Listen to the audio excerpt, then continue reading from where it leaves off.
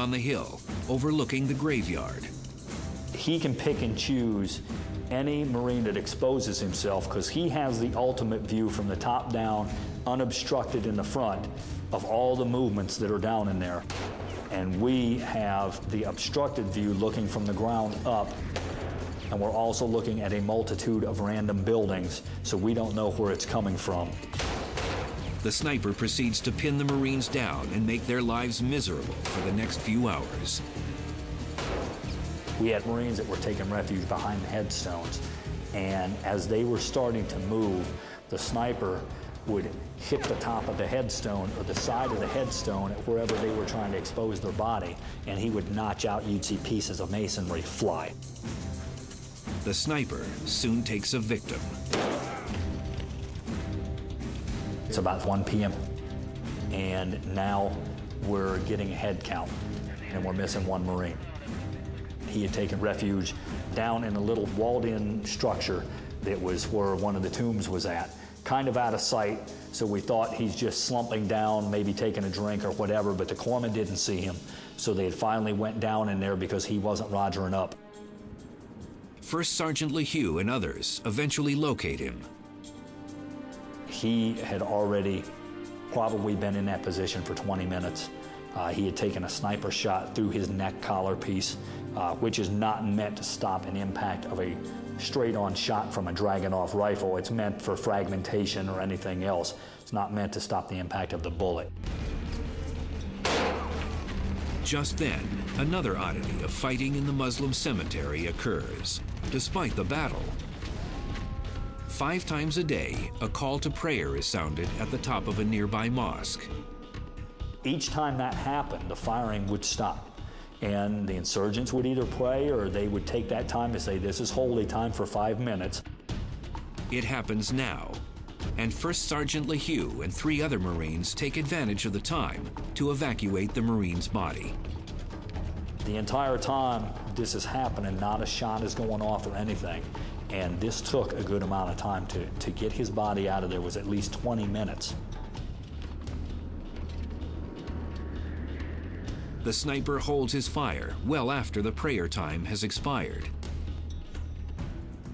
In my professional opinion, whoever that sniper was had enough respect. He knew he killed that kid, and he knew what we were doing. And I think to this day, he allowed us to remove that kid off the battlefield. And once he knew we had our dead off the battlefield, he engaged target's opportunity again. The sniper is shooting from several rooms and balconies of a hotel building overlooking the cemetery. He changes his firing position to another room in the hotel after every shot, so that even if the Marines see his muzzle flash, they'll miss him if they fire at him. The hotel is several hundred yards distant, but the Marines soon come up with a way to detect him and pin him down. There are Marine tanks present, positioned on the only major road through the cemetery. When the Marines spot the sniper shooting from one of the hotel rooms, they ask the tank gunners to fire at the room and destroy it. Eventually, the tanks destroy so much of the hotel, the sniper has nowhere left to hide.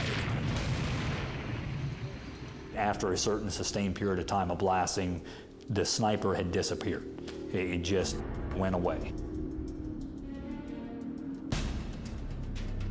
Following the 3rd day of fighting, Sadr's militiamen pull out of the cemetery and retreat into the buildings of the old city, surrounding the Imam Ali Shrine. By now, 2 battalions from the U.S. Army have arrived to reinforce the Marines.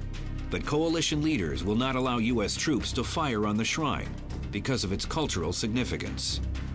It was decided that the Iraqi army needs to be the force that clears the shrine. And so we would do a series of raids to keep them off balance. All the time we're training the Iraqi army to do the final assault. This process takes a couple of weeks. But by the evening of August 24th, 2 battalions of the Iraqi army are trained and ready. 1st Battalion, 4th Marines punches into the Old City first to clear the way.